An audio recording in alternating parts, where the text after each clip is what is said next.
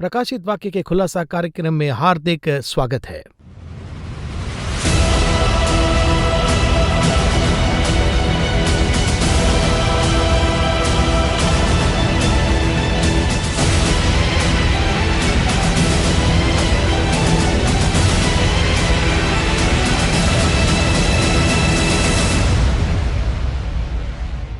हर एक एपिसोड में आपके रिस्पॉन्स से हम बहुत ही खुश हैं। सिर्फ कमेंट्स ही नहीं, बहुत से लोग जब आत्मा की वृद्धि में अगले कदम पर जा रही है सुनने में आता है तो बहुत ही खुशी होती है। इस कार्यक्रम में ब्रदर एम डी जगन आए हैं from heavenly ladder ministries. Let's welcome him and start with a few questions. Brother Jagan, welcome to the programme. धन्यवाद। प्रत्येक एपिसोड में देखें तो दर्शक एक लेवल से अगले लेवल पे जा रहे हैं, लेकिन इसमें सीखने के लिए भी बहुत कुछ है। हर एक एपिसोड में मैं खुद भी बहुत सीख रहा हूँ और सवाल भी हम ऐसे ही करते हैं ताकि दर्शक भी इससे और भी कुछ सीख सकें। और आज के इस एपिसोड में एक छोटा सा एक अलग एंगल से सवाल पूछने के लिए मैं सोच रहा हूँ। रेवलेशंस जो है पैटमोस आइलैंड में अपोस्टल जॉन को रिवील करने का जो विषय है, इसके बारे में हम बात कर रहे हैं अभी। लेकिन एक्ट्स चैप्टर 2 वर्स 20 में Peter was also true disciple, एक inner circle person like John समझ लीजिए, लेकिन पीटर का रोल वहां प्रोफेटिक है। वे कुछ बातों को लगभग एंड टाइम ये रेवलेशन कॉन्टेक्स्ट में हम जो बात कर रहे हैं उस विषय को बहुत ही क्लोजली पतरस खुद ही कुछ विषय को रिकॉर्ड कर रहे हैं। पीटर एज अ प्रॉफिट, ऐसे हम आमतौर पर सोचते हैं लेकिन बात नहीं करते हैं, क्योंकि पीटर एज ए डिसाइपल हम बहुत बात करते हैं। उन्होंने पीटर जो एक्ट्स चैप्टर 2 वर्स 20 में जो बात कही थी उसमें अभी हम जो बात कर रहे हैं, ये जो रेवलेशन चैप्टर 6 सील्स के बीच में संबंध है, इस आउटलाइन में हम आज आरंभ करेंगे। इस पीटर का जो कॉन्टेक्स्ट है इसे एक्सप्लेन करेंगे तो अच्छा रहेगा। बाइबल में ऐसे बहुत से चरित्र हैं जिन्हें हमने गलत समझा है। उनमें बहुत अच्छे गुण भी हैं। वो किसी कारण से या किसी वजह से ये सारे अच्छे गुण मात खा जाते हैं। एग्जाम्पल थॉमस के बारे में बात करते हैं, डाउटिंग थॉमस ही उसका। थॉमस, लेकिन भारत में आने के बाद में वो सच में बहुत ही महत्वपूर्ण प्रेरित बना। उन्होंने कितना रिस्क उठाकर लिया, वो वैल्यू मूल्य है। देखिए, इस तरह ऐसे बहुत से लोग हैं, ऐसे बहुत से लोगों को देखा जा सकता है। जैसे हम पतरस के बारे में देख रहे हैं तो यहाँ हम जानते उसने 3 बार प्रभु का इनकार किया। ये एक घटना थी, लेकिन इसके बाद में यानी जब पवित्र आत्मा आ जाता है तो पतरस को देखे तो पूरा कॉन्सेप्ट ही बिल्कुल अलग होता है। देखिए, पतरस के बारे में बहुत सी बातें हैं जो मजाक में कहते हैं, लेकिन वो बातें सच हैं।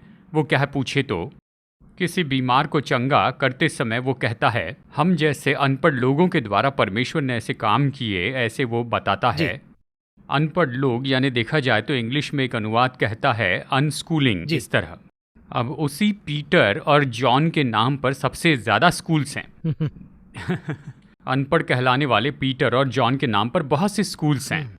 इसी तरह से पतरस को हम कैसे देखते हैं, हम उसके बारे में क्यों कह रहे हैं। पतरस ने ये लिखा कि ये भूमि जल में से आई है और ये जल पर कैसे चल रही है। आज तक साइंटिस्ट को जो विषय समझ में नहीं आया, ऐसे मुख्य विषय को 2 वाक्य में वो लिख देता है। और देखा जाए तो उन्हें अनपढ़ कहा गया था। अगर आप इस तरह से इसके संदर्भ में देखें तो सूर्य काला हो जाएगा, चंद्रमा लहू हो जाएगा और तारे नीचे गिर जाएंगे।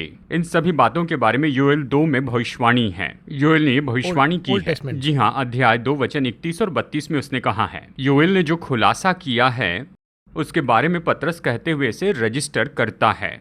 ये यहाँ पर पूरा हो गया। वो पवित्र आत्मा उठाए जाने के बारे में कहता है। जब अंतिम समय शुरू होगा, देखिए हम अंतिम समय ये कह रहे हैं, अंतिम समय कब शुरू होगा इसके बारे में सही रूप में पतरस ने बताया है। तब 2000 साल पहले 2000 साल पहले बहुत से लोग अंतिम समय के बारे में कहते हैं और कुछ लोग कहते हैं पास्टर जगन अंतिम समय के बारे में लोगों को बताकर डराते हैं। इस तरह कुछ लोग कहते हैं। अंतिम समय जो है 2000 साल से अंतिम समय है। पतरस जब पवित्र आत्मा के मार्ग पर आया तब से अब तक अंतिम समय है। ये कब खत्म होगा हम नहीं जानते।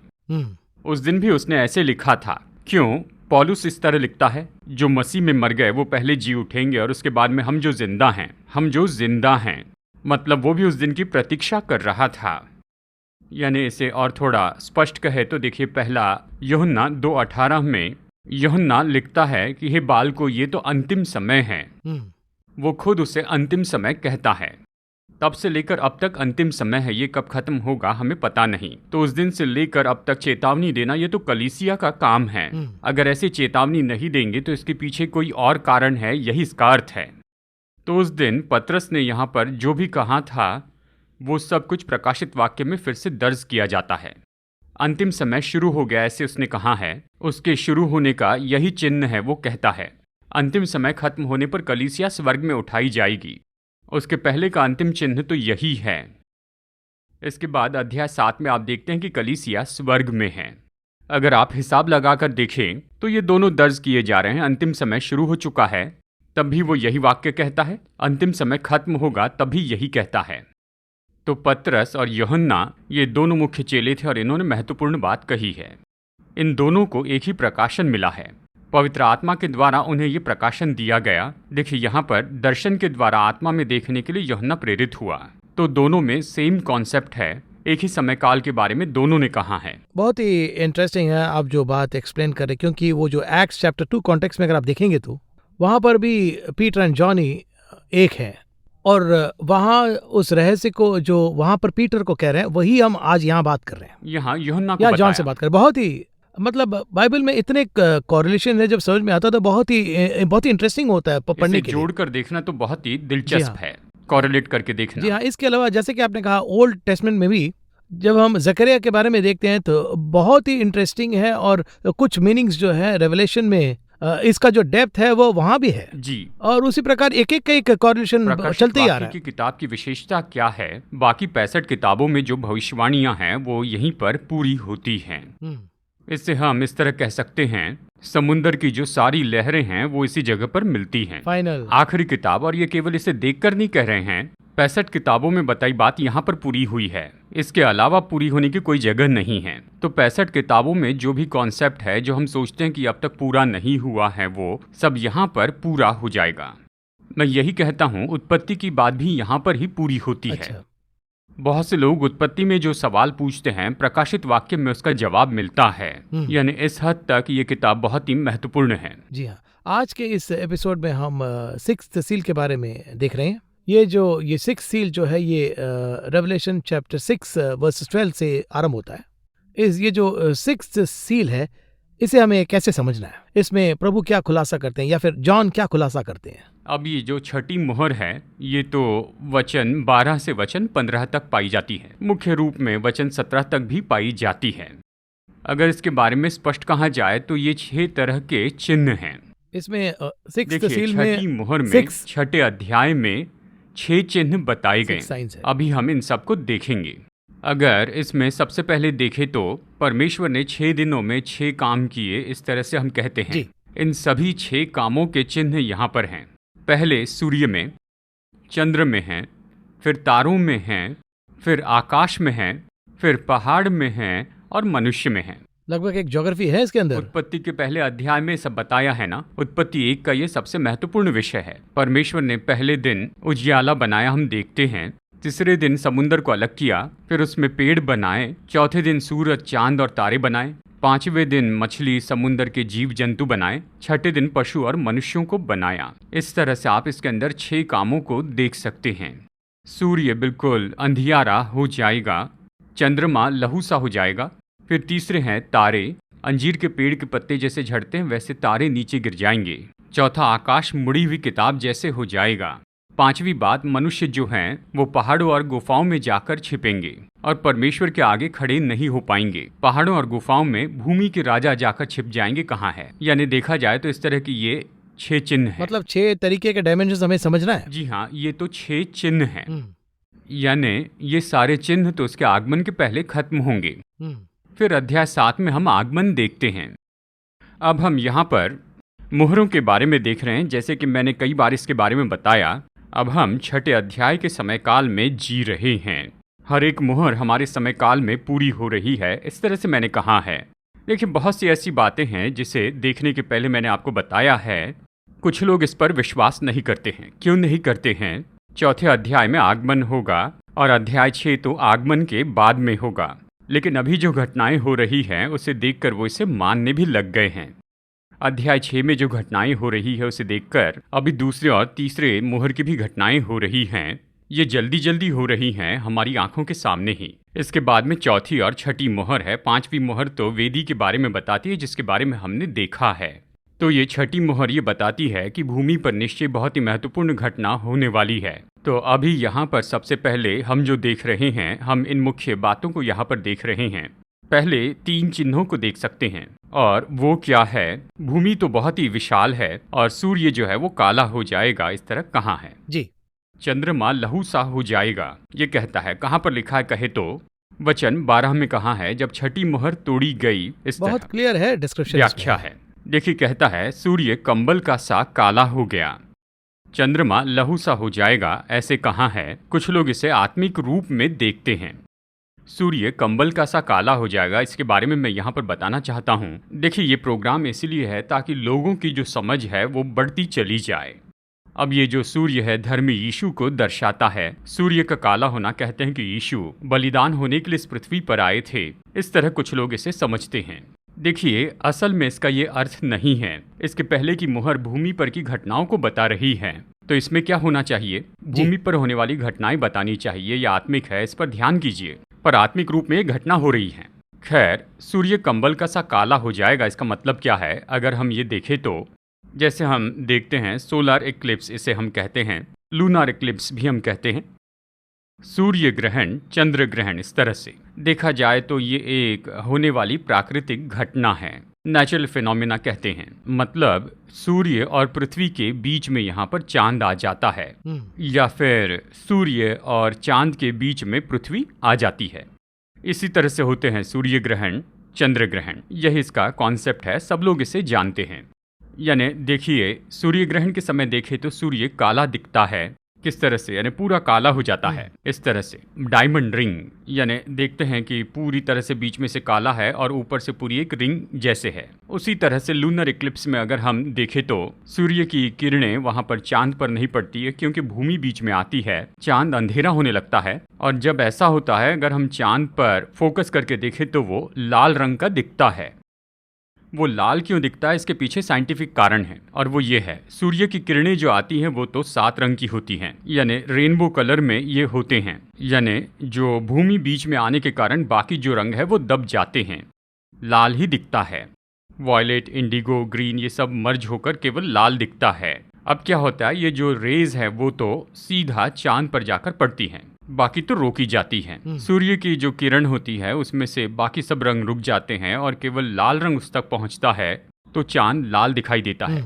मैं लूनार एक्लिप्स के बारे में कह रहा हूँ। सोलर एक्लिप्स, लूनार एक्लिप्स का यही विचार है। लेकिन चिन्ह के रूप में देखते समय एक सोलर एक्लिप्स या एक लूनार एक्लिप्स को चिन्ह के रूप में नहीं कह सकते। हमें बताया गया है कि मसीह का वो दिन आने के पहले इस तरह से ये खास करके एक दिन के बारे में बताया है कि मसीह का जो वो दिन है वो तो अचानक आएगा। योएल 2:31 में इस तरह से कहा गया है, उस दिन सूर्य काला हो जाएगा, चंद्रमा लाल हो जाएगा, लहू में बदल जाएगा, ऐसे कहा है। लेकिन यहाँ पर कहता है कि लहू सा लाल हो जाएगा। लहू में नहीं बदलेगा, लेकिन लहू का सा हो जाएगा, लाइक ब्लड कहाँ है। तो ये सोलर एक्लिप्स और लूनार एक्लिप्स एक ही दिन में होने वाला ये दिन है। दोनों एक ही दिन में होना है, ये कोई खास है। ये हर रोज नहीं होगा, लेकिन जब परमेश्वर का दिन आएगा तो ये चिन्ह होंगे, इस तरह कहता है। उदाहरण के लिए चलिए मैं आपको बताता हूँ वो क्या है। पूछे तो टेट्रॉइड, इस तरह से हम एक शब्द उपयोग करते हैं। टेट्रॉइड क्या है अगर ये पूछा जाए तो एक साल में 5 बहुत ही मुख्य दिन होते हैं। इसराइल के पर्व के बारे में कह रहा हूँ, फेस्टिवल्स। इन 5 दिनों में से 4 दिनों तक जो चांद है वो लाल होता है और एक दिन सूर्य काला होता है। यह ऐसा है। इसके बारे में अगर आप नेट पर ढूंढ सकते हैं तो बहुत सी चीज़ें हैं।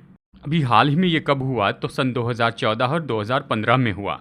मैं यही कहना चाहता हूँ 2014 के सितंबर महीने से 2015 के सितंबर तक, यानी एक साल में ये 5 दिन बहुत ही विशेष थे।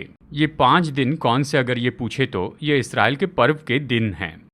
पहला है पासओवर, यानी फसह का ये पर्व है, यानी ऐसे एक एक समय में हुआ। फिर तंबुओं का पर्व है, और फिर उसके बाद में रोशासेन, यानी जिसे नया वर्ष कहते हैं। फिर 2015 में फसह का पर्व मनाया गया। यानी इस तरह से ये 5 दिन में हुआ है। अब इन 5 दिनों में यहूदियों ने जो खुलासा किया, ये ऐसी बात है जिसकी ओर हमें ध्यान देना चाहिए। वो भी प्रकाशन के बारे में हमें बहुत कुछ बताते हैं। यानी इस तरह से खासकर ये 4 जो हैं +1 यानी कुल मिलाकर ये जो 5 है, जब वो एक साथ में होते हैं, ऐसा कोई खास पर्व होगा जो कि इस्राएल में होगा, इस तरह से वो विचार करते हैं। यानी ये जिस साल में होगा वो एक पहचान है। वो भी एक चिन्ह है। ये कहाँ गया है? 1948 में ये पूरा हुआ, इस तरह वो कहते हैं। 1966 में भी ये पूरा हुआ, ऐसा कहते हैं। और फिर उसके बाद कब हुआ ये पूछे तो 2014 और 15 में ये हुआ, इस तरह से हम बता सकते हैं। खैर, इस समय में क्या हुआ अगर हम इस बात को यहाँ पर देखते हैं, सबसे पहले तो इस्राएल को एक देश घोषित किया गया। दूसरी बात, यरूशलेम को जीतकर अपने हाथों में उसे कर लिया। सन 2014-2015 में क्या हुआ अगर इस बात को हम देखें तो उस समय इस्राएल की राजधानी के रूप में यरूशलेम की घोषणा की गई, वो राजधानी बना। देखिए, ये बात तो हुई 2018 में, लेकिन इसके बारे में जो बात उठी थी वो 2014 और 15 में हुई और 2018 में घोषणा की गई। तो क्या कहता है यहाँ पर जो बातें हैं, ये जो डेट्रॉइट की जो बातें हैं वो कब होगी? अभी 100 साल भी नहीं है, इस तरह कहते हैं। तो ये हमारे समय काल में पूरा हुआ है।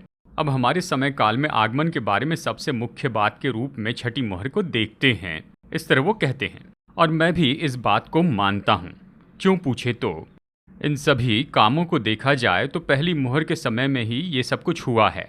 छठी मोहर के समय में जो होगा वो अलग बात है।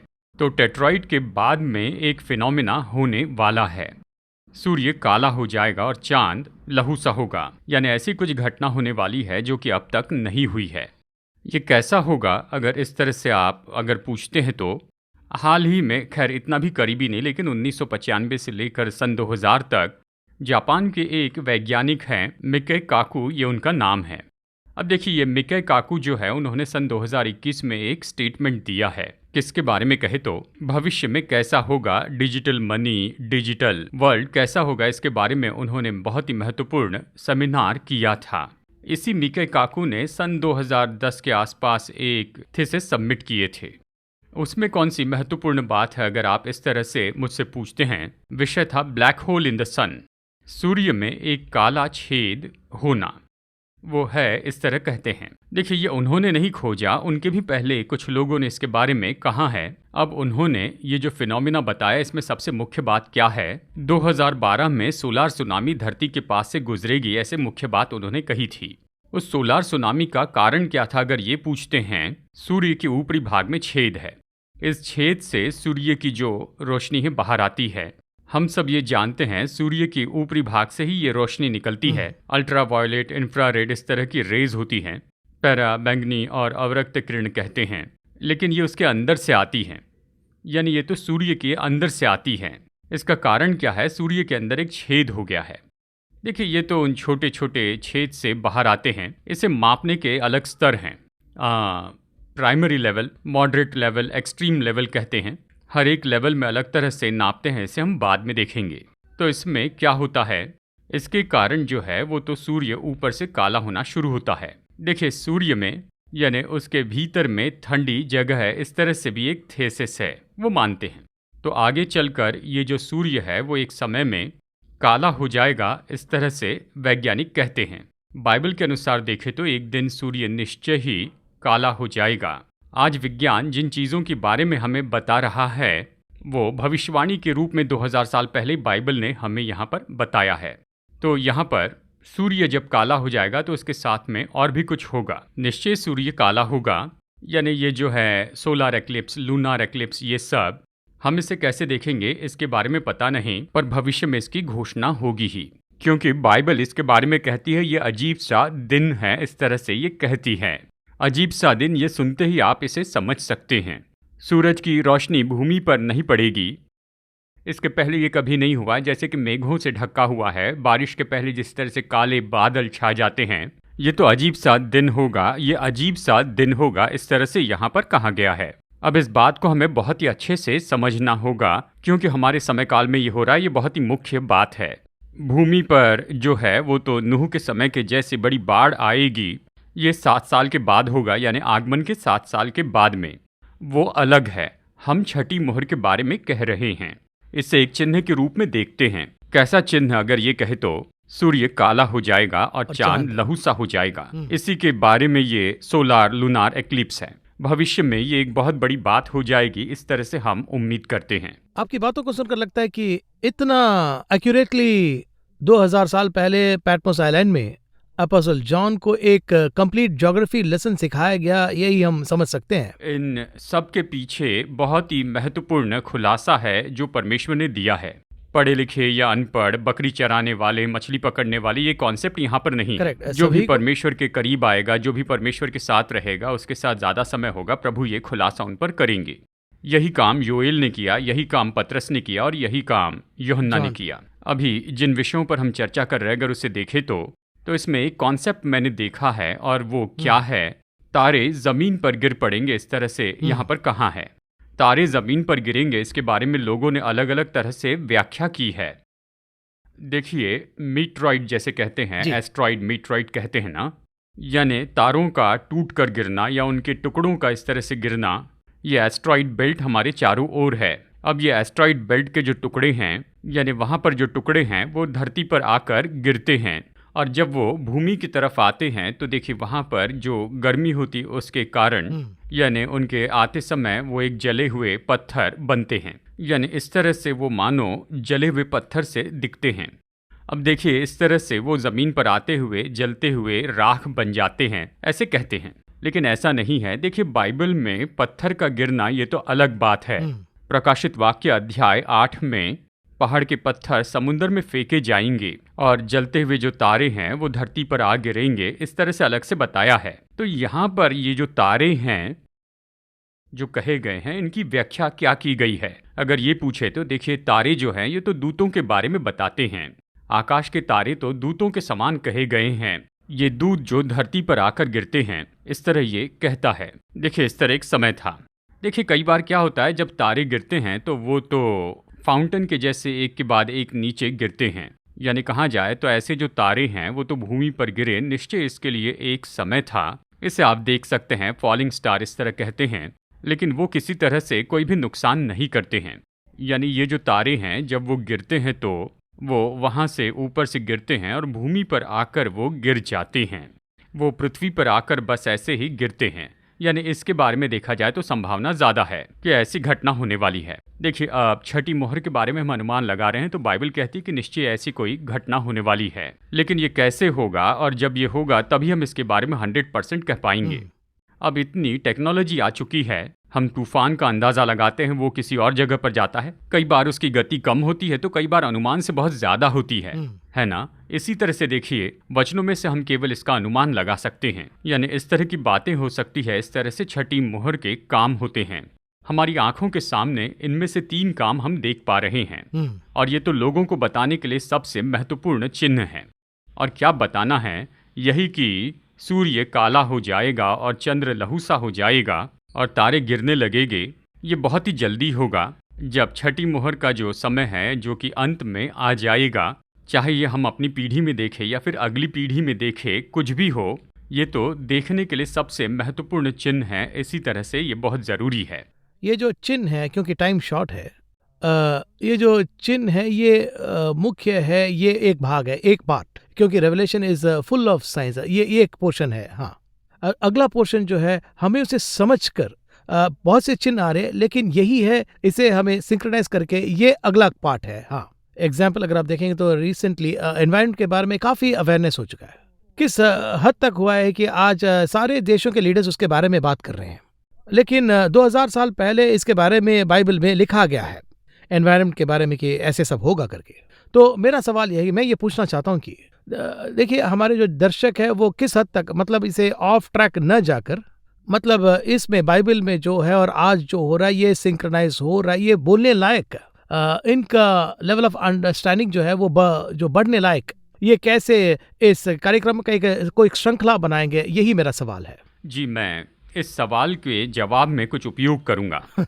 सवाल के जवाब जैसा इस्तेमाल हाँ, करें। इस सवाल का जवाब देते समय यहाँ पर मैं कुछ उपयोग करना चाहता हूँ। ठीक है। जैसे कहते हैं कि ये सब कुछ कहने के बाद में इनकी होने की संभावना है। बाइबल में कहा है तो ज़रूर होगा। उसमें से कुछ चिन्ह अभी हो रहे हैं। जी, अभी जो हो रहा है ये वही है, इस तरह से हम नहीं कहते। ये कह रहे हैं कि इसी के जैसे पहले भी हुआ है। देखिए, हम तो यही कह रहे हैं कि पहले जो हुआ था उसी तरह अब भी हो रहा है। पहले जो हुआ था वो अब भी हो रहा है। देखिए, लोगों को बताकर लोगों को मिसगाइड करने वाले कुछ लोग हैं। वो क्या कह रहे हैं, देखिए जगन को देखिए, 90 अध्याय की जो घटनाएं हैं वो अभी भी हो रही हैं। ये लोगों को भटका रहे हैं। जब वो अपना संदेश बताते हैं तो यहाँ पर वो सुनते हैं तो साफ साफ क्या कह रहे हैं। अध्याय 9 में जो बताया है बिल्कुल अब भी वैसा हो रहा है, वो अभी हो रहा है और इसी के जैसे पहले भी हुआ है। अभी भी उसका चिन्ह हमें दिखाई दे रहा है। ऐसा चल रहा है, सब कुछ ऐसे ही होगा, हम ऐसा ही कहते हैं। वो यहाँ पर हो रहा है ऐसे नहीं कहते। इससे लोग किस तरह से लेते हैं और वो कैसे लोगों को भटकाते हैं, अगर ये देखे तो देखिए, वो उनसे कहते हैं कि देखो ये गलत है। इस तरह से जब वो लोगों को बताते हैं तो लोगों का जो तैयारी करना है वो ऐसे ही छूट जाता है। अब लोगों को ये समझना है। अब देखिए, ये सब कुछ जो है ये तो केवल एक चिन्ह है, बाद में होने वाली बातों के लिए चिन्ह है, जो बाद में होगी घटनाएं उसका चिन्ह है। यानी इसे देखकर हमें पूरी तरह तैयार होना है। ये सब कुछ हो रहा है तो मुझे तैयार होना है। I have to be prepared. और इसी एक बात के लिए पूरी बाइबल में इतनी चीजें दी गई हैं। And prepare others. जी हाँ, जब यीशु आएंगे और अगर हम तैयार नहीं होंगे, जब यीशु आएंगे तो तैयार होने की जिम्मेदारी तो बस लोगों की ही है। अंतिम समय में यूहन्ना बपतिस्मादाता ने लोगों को तैयार किया, उसी तरह यीशु यहाँ पर दूसरी बार आ रहे हैं और लोग तैयारी के बिना हैं। लोगों को तैयार करने की जिम्मेदारी परमेश्वर ने सबको दी है। उसको तैयारी करने की ज़रूरत नहीं, इस तरह से कहने का अधिकार किसी को नहीं है। अब यहाँ पर लोगों को क्या समझना होगा कि मुझे तैयार होना है, ऐसी घटनाएं होने वाली हैं। ये बात हमारे मन में रखना सबसे महत्वपूर्ण बात है। अगले एपिसोड में हम इसके पार्ट 2 के बारे में बात करेंगे, क्योंकि हमने इसमें एक पोर्शन ही खत्म किए। नेक्स्ट एपिसोड में हम इसके बैलेंस पोर्शन को खत्म करेंगे। इस कार्यक्रम में आप आकर इस सील्स के बारे में डिस्कस करके एक्सप्लेन करने के लिए बहुत बहुत धन्यवाद। We'll see you again in the next episode.